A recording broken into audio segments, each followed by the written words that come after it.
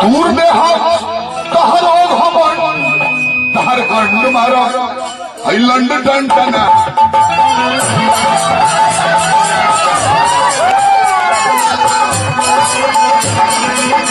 पेलवे कर भर लगे दावे कमा कि गाड़ी के कमा दिनों पेलो बाजो पेलो पेलब रे पेलो अपना चलान को तारा गणिये में ठेलब रे ठेलो तारा का पेलब लूं कि तारा परिया मुंह में निकल जाए ऐसे हमार तार निकाले के परत होई हमारा पोलियो लगोड़ के जोड़ो ही में बा काहे कि अचके में पेल दी है मोटकाया बोलेला गांव भर के लोग जान गए कि मऊ हो कहीं गांव मारो तो पकड़ा जाए बाकी बाबू धीमान एक दिन रात हम मंदिर में तो कहू जाई ना मंदिर में गांव मारा होता है खोज के हार गए मिलवे ना कोई अब मंदिर में कहू गांव मारा ही अभी मंदिर में गांव मारा होता है आज हम सभा के हकील हट गई लू तो शिवलिंगवा अपना चुतरा में ढुका के कहा कि जय श्री अप डाउन करे और मोट जय शिव हम देखने कहने की शिव हम वो घी ना भी गेले हे जाए अब दू बेर जैसे कहता है घी बिक देव तार नींव बदल जाए। नमस्कार प्रणाम। तो सुननी हलो कि नो कि अरविंद सिंह अभियंता का कहता रे लंगड़ ब्यास से जानल जाले तो सब सुननी है कि लंगड़ ब्यास होवन अरविंद सिंह अभियंता माने इंजीनियरो हवन है माने कि पढ़ल लिखल बुझाता रहे जी पढ़ल लिखल वाला आ का कहलो हम सुदर्शन यादव के जी रोवा लोग सुननी हनु कि सुदर्शन यादव के का कहता रहे कि गाड़ मरावेला रोवा लोग सुननी ध्यान से कि फिर से कहीं सन आई मंदिर में केहू ना मिलल तो शिव जी के शिवलिंगे गाड़ में घुसा ले सुननी हलो कि नो ई सब अरविंद सिंह अभियंता एगो पढ़ल लिखल व्यास कहता रहे जी माने कि अश्लीलता के हद हो गई बा माने कि पढ़ल लिखल अभियंता इंजीनियर टाइप के लोग भी अब पता नहीं पढ़ लिख के अभियंता बनल बड़े कि बिना पढ़ले बन गए बड़े आई अभियंता के मतलब का हो ई बेहतर बताई है आ सब छोड़ी ना माने कि धर्म के विनाश कर दल है अरविंद सिंह अभियंता मंदिर में तो कहते बान प्लस में शिवलिंगों के नाश होता रहनी शिवलिंगों के नाश दहले मंदिरों के नाश दहले अरविंद सिंह अभियंता आ कहते रहे कि सुदर्शन यादव शिवलिंग ले लले अपना गाड़ में कहते रहे जय शिव जय शिव जय शिव ओकरा बाद कौची तो गिरहू के कहता रहन हाँ कि शिव हमन घी ना दी हैं कि हमरा लगे आवो हम जाके तेल दी घी दे दी कि तहार नींव मजबूत हो जाओ माने कि का कहल जाओ माने कि महाराज ये कौन ब्यासी है महाराज इहो एगो ब्यासीए है मतलब का कहल जाला एगो माने कि ना होला एगो माने नीमन होला एगो बाउर होला जनसंख्या देखनी है कितना जनसंख्या लोग सुनता और अपन समाज से भी विनती बारंबार बा हमनी के जी कि हई धर्म के विनाश करता रसन व्यास तो अपना संस्कृति के माने अश्लीलता तो बढ़ले बा प्रचार करेला व्यास तो ग्रंथ के कुछ शब्द कहेला जी धार्मिक बात कहेला अच्छा अच्छा कहानी कविता कहेला ई तो व्यास तो नाश कहले सन धर्म के तो नाचते बा मंदिर आ शिवलिंगो नाश होता है उहे न कहता नहीं अब तय रउआ लोग इनके करे के बा जी कि व्यासई में का होके के चाहिए का ई जौन कहता रे अरविंद सिंह अभियंता कितना उचित बा ई रउआ लोग तय करी या कमेंट बॉक्स में बताई कि ई कहला पर ई पता नहीं कि हमरा कि अरविंद सिंह अभियंता ई कब कहले बाड़े लेकिन हम उतना दुगोलो ना देखेनी लेकिन हमरा पास में वीडियो पहुंचल बा तो हमनी के सोचनी हसन कि दर्शक के पास पहुंचाई सन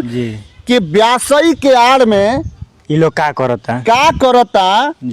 आ धर्म के साथे कितना खिलवाड़ करता इहो दर्शक के पास पहुंचावे के हमनी के कोशिश करता नहीं सन ई कितना पुराना वीडियो बा हमरा मालूम नहीं है कि नया वीडियो हो लेकिन कहीं ना कहीं समाज के साथ धर्म के साथ मजाक होता जौना के रोकल हमनी के कर्तव्य बा जी और हमनी के भोजपुरिया छकोरा के टीम के वो छोटा पत्रकार होके के नाते हमनी के अपन कर्म करत निसन प्रयास बा हमनी के रउआ लोगन के भी प्रयास करे के पड़ी सिर्फ हमनी के भरोसे रउआ लोगन मत बैठी ये सब व्यास के बिल्कुल नकारी जब तक ये सब व्यास के रउआ नकारब ना तब तक कबो खत्म ना होई तब तक अश्लीलता खत्म ना हुई। अब सुन ली लोगिन कि सुदर्शन यादव अरविंद सिंह अभियंता के माने कि लंगड़ ब्यास के का कहता रे, ओकरा बाद हमनी के तुरंत आवता नहीं सुनी लोगिन।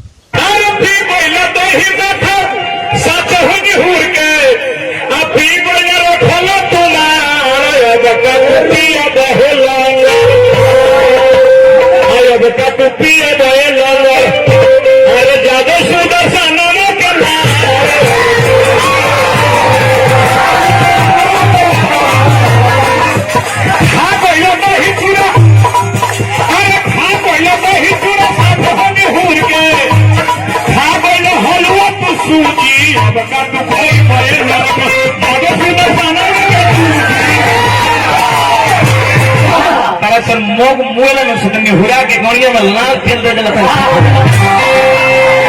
टाइगर ही ना उस पेलन में किछु है के दिल में रहो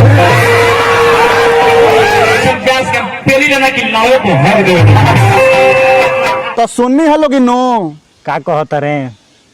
कि सुदर्शन यादव अब लंगड़ ब्यास के का कहता रे, कहता रे कि अब कैसे पियबा हो लंगड़ जी यादव सुदर्शनवा के लाड़। इस सुदर्शन यादव जवाब देता रहे लंगड़ ब्यास के अरविंद सिंह अभियंता के कि अब कैसे पियबा हो लंगड़ यादव सुदर्शनवा के लाड़। माने कि अब इस से ज्यादा खतरनाक अश्लीलता नहीं के हो सकत जी। जौन ब्यास आज हमने के एगो वीडियो बनवनी हसन कि बेतिया में जी विजेंद्र गिरी के मुनीलाल सांवरिया जी के और सूरदास जी के मंत्रों उच्चारण के साथ स्वागत होता। आज बैठ के ये लोग के कुकरम के बारे में हमनी के बताओ तनी सन हई जौन दोसरका साइड के ब्यास लोग बा वो लोग तो ब्यासे हलो एगो उहो लोग ब्यासे ह विजेंद्र बाबा ब्यासे हई जा तारा लोग इनके सीखे के चाहे विजेंद्र बाबा से हई लाड़ फोत आ शिवलिंग के नाचा तारा लोग मंदिर के नाचा तारा लोग ये लोग के इतने भर आज कहानी बा बेतिया में स्वागत होता विजेंद्र बाबा के मुनीलाल सांवरिया जी के सूरदास जी के मंत्रों उच्चारण के साथ माला पहनावल जाता तिलक लगावल जाता जी। आ तारा लोग कुकुर हम का कहीं तू लोग तो धर्म के नाचा तारा मंदिर के नाचा तारा लोग के कबो स्वागत समाज ना करी। तू लोग चोली ढोड़ी लाड़ गाड़ चूची रेल दे टेल देख में ही रहबा लो। तू लोग विजेंद्र बाबा कबो ना बनबो, तू लोग मुनीलाल सांवरिया कबो ना बनबो। 1% गुण नहीं खे मुनीलाल सांवरिया विजेंद्र बाबा की और सूरदास जी के भरत शर्मा जी के 1% तारा लोग में गुण नहीं खे। और अश्लीलता पर तारा लोग के व्यासाई टिकल बाई जान लो लोगिन आ जानता जाइए टाइट हो जाए तो ये मार के भगा दी तारा लोग में टैलेंट नहीं खे। तू लोग अश्लीलता के ऊपर पैर रख के अश्लीलता के आड़ में अपन व्यवसायी चमकावता बंद कर दो लोग धंधा। अरविंद सिंह अभियंता सुदर्शन यादव आगे सुदर्शन यादव का कहले हैं सुनिए लोग आगे सुदर्शन यादव कहता रहे लंगड़ ब्यास से कि तारा जैसन सुदर्शन यादव कहता रहे लंगड़ ब्यास से कि तारा जैसन मऊग मर जाला तो निहुरा के ओकरा गाड़ में लाड़ टेल दियाला और मर गईला के बादो सुदर्शन यादव गाड़ में लाड़ टेल दिए लंगड़ ब्यास के जी। अब इनका खानी महान ब्यास के बा माने इनका सुदर्शन यादव खानी भी महान ब्यास के नहीं खे आ अरविंद सिंह अभियंता खनिया भी महान ब्यास के नहीं खे। ये दोनों जना के जोड़ नहीं खे तारा लोग इनके जा ब्यास के नाम पर कलंक बढ़लो तो लो साफा कलंक बढ़लो लो साफा कलंक बढ़लो लोग तारा लोग इनके तो हम का कहें। आ फिर से समाज से निहोरा करप्शन कि समाज भी थोड़ा सा ध्यान दे जागरूक हो आवे वाला समय में आवे वाला पीढ़ी ये सब चीज से बचो दूर रहो ये सब चीज से बचो। आज जौन चलता अगर एकरा ऊपर रोक ना लगावल जाई तो आवे वाला समय में खुलेआम हो जाई। आई नंगा हो के ब्यासई करिए सन ई कपड़ा खोल दिए सन अपना ब्यासई में और जौन लेडीज नाचत तारी सन ओ कनियों के लिंगे क के नचोहिए सन जौन के रवैया बा उहे होई आगे आवे वाला समय में ऐसे हमनी के अभी से एकरा ऊपर लगाम लगावे के पड़ी कि आवे वाला समय में हमनी के पीढ़ी एकनी के नंगा नाच ना देखो देखो और एकनी के नंगा नाच बंद कर देसन। ई हाथ जोड़ के बिनती बिनती निहोरा बरुआ सब से। और ये वीडियो अरविंद सिंह अभियंता सुदर्शन यादव के पास जरूर पहुंचो ताकि ओकनी की आंख में तनको लाज शर्म हया बचल होई तो आगे कोनो अश्लील प्रोग्राम ना करिए सन और ये मंदिर के धर्म के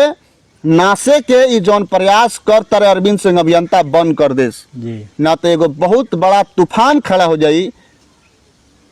और मतलब कि पछतई है वो कम रही जी। पछतैला के बादो उस कम पड़ समस्या जाई। के निदान ना होई कम पड़ जाई। इसलिए समाज से विनती फिर से बा, बारंबार विनती बा भोजपुरिया जकोरा के श्रोता लोग से, वो माई से, वो बहन से, वो बाबूजी से, वो हमार बड़ भाई से विनती बा कि रवा लोगिन ए वीडियो के ओकनी के पास जरूर पहुंचाएं।